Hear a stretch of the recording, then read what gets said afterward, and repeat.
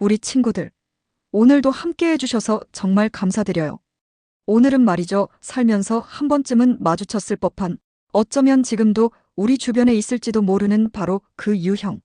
무조건 반박부터 하는 사람에 대해 아주 깊이 있게 파헤쳐 볼 거예요. 듣기만 해도 속이 답답해지고 혈압이 오르는 듯한 이 독특한 유형. 대체 왜 이런 행동을 하는 걸까요? 그리고 가장 중요한 건 우리는 어떻게 이 상황을 현명하게 헤쳐나가야 할까요? 제가 오늘 그 모든 궁금증을 시원하게 해결해 드릴 테니 끝까지 채널 고정 절대로 놓치지 마세요. 첫 번째, 왜 항상 아니, 그건 아니고요부터 시작할까? 그들의 심리 해부. 여러분, 혹시 대화의 시작이 늘 아니, 그건 아니고요 로 시작하는 사람을 본 적 있으신가요?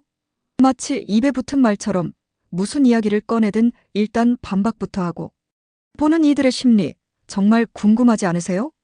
사실 이들의 행동 뒤에는 몇 가지 복잡한 심리적 요인들이 숨어 있답니다. 나르시시스트의 그림자 내 말이 곧 진리라는 믿음. 혹시 이들 중 일부가 나르시시스트적 성향을 가지고 있다는 사실 알고 계셨나요?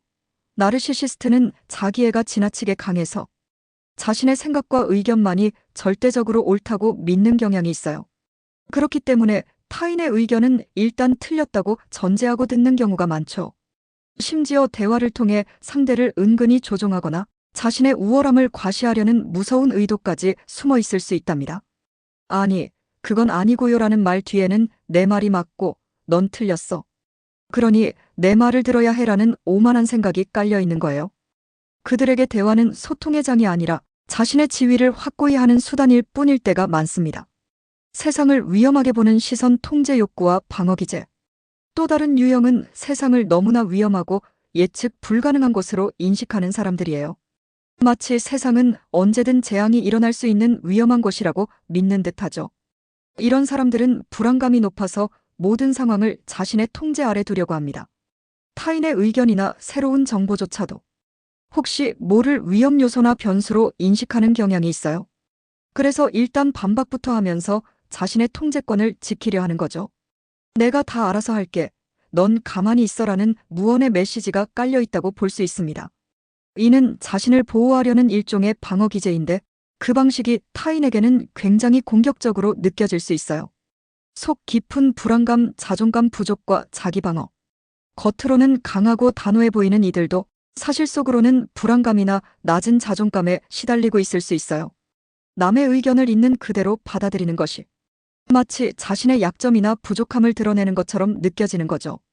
그래서 무조건 반박하고 자신의 논리를 내세움으로써 자신을 방어하려는 심리가 작동합니다.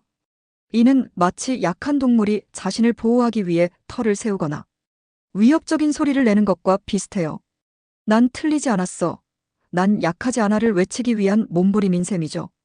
이런 행동은 자신을 지키기 위한 필사적인 노력일 수 있지만 주변 사람들에게는 피로감과 불쾌감을 안겨주기 쉽습니다. 관심을 향한 갈망, 부정적 관심이라도 좋다. 드물지만 어떤 경우에는 그저 관심을 받고 싶어서 반박하는 경우도 있어요. 대화에서 주목을 받기 위해 일부러 튀는 행동을 하거나 논쟁을 유발하는 거죠. 이들에게는 긍정적인 관심이든 부정적인 관심이든 아무 관심 없는 것보다는 낫다고 생각하는 심리가 깔려 있을 수 있습니다. 마치 나 여기 있어요. 나를 봐주세요.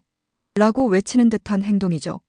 이런 경우 그들의 내면에는 외로움이나 인정받고 싶은 욕구가 자리 잡고 있을 가능성이 높아요. 생각해보면 씁쓸하고 안타까운 부분이죠.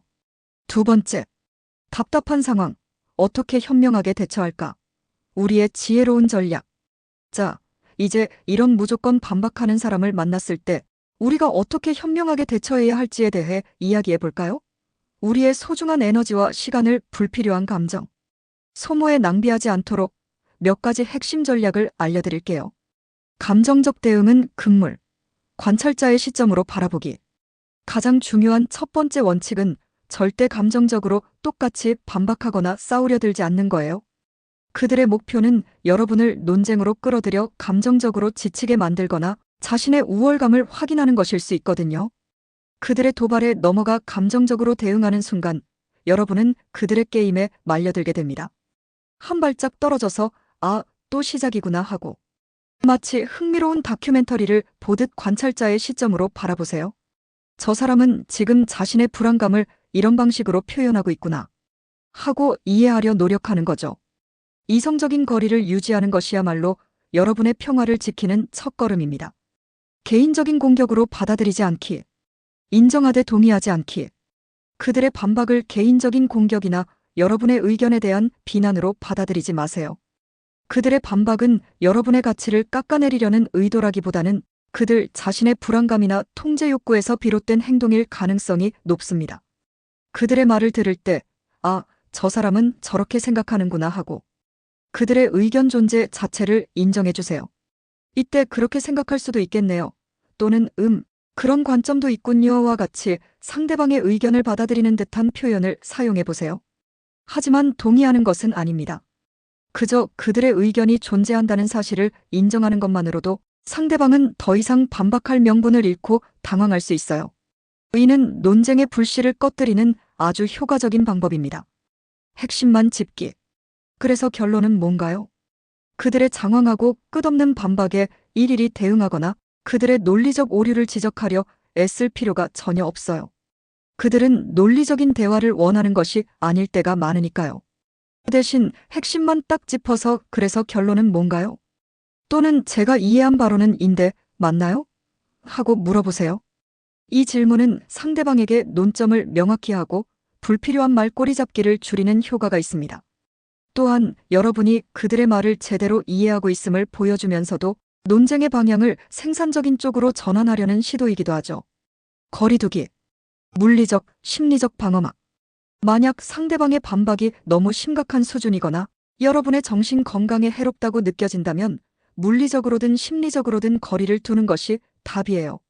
모든 관계를 억지로 유지할 필요는 없습니다. 때로는 무시하는 것이 가장 강력하고 효과적인 대처법이 될 수 있어요. 그들의 말에 반응하지 않고 대화 주제를 바꾸거나 자리를 피하는 등 직접적인 충돌을 피하는 거죠. 여러분의 평화와 에너지를 지키는 것이 무엇보다 중요하니까요. 결정적인 한방. 잘 보이려 하지 마세요. 그리고 결정적인 한방. 이현주 교수님께서 말씀하신 무례한 사람을 간단하게 제압하는 한마디가 있어요. 바로 잘 보이려 하지 마세요.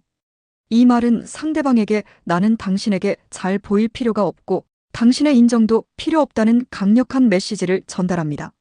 이런 사람들은 대개 타인의 반응에 민감하고 자신의 우월함을 확인하려 하기 때문에 이 한마디는 그들의 게임을 단번에 끝내버릴 수 있는 비수와 같아요.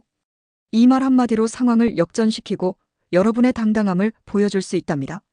물론 상황과 상대방의 성향을 고려해서 신중하게 사용해야겠죠?